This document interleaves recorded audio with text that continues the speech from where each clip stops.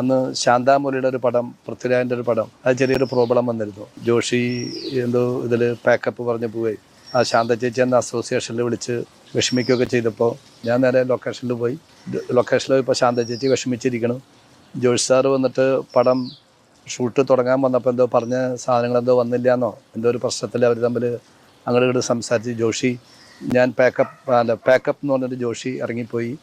അപ്പോൾ എനിക്കത് കേട്ടപ്പോൾ ഭയങ്കര വിഷമം വന്നു. ഒരു പ്രൊഡ്യൂസർ എത്രയോ കാശ് മുടക്കിയിട്ടാണ് ഒരു ദിവസത്തെ ഷൂട്ടിങ്. മിനിമം എനിക്ക് തോന്നുന്നു 5-6 ലക്ഷം രൂപ 7 ലക്ഷം രൂപ ചിലവുണ്ടാവും. അപ്പം ഞാൻ നേരെ ജോഷിയുടെ വീട്ടിലേക്ക് ഞാൻ പോയി. ഞാൻ ചേട്ടാ ഇങ്ങനെ ഈ സംഭവം ഉണ്ടായത് വളരെ മോശമായി പോയല്ലോ. അത് ഞാൻ പറഞ്ഞു. അപ്പം ഇന്നത്തെ നഷ്ടം ആര് സഹിക്കും?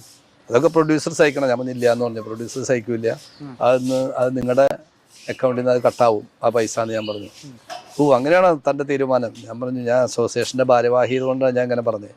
നമ്മളൊരു പടം പ്ലാൻ ചെയ്യണ്ടല്ലോ ചേച്ചി, മറന്നോന്ന് വെച്ചു. ഞാൻ പറഞ്ഞില്ല, ഞാൻ അങ്ങനെ മറക്കുന്ന ആളല്ലോ.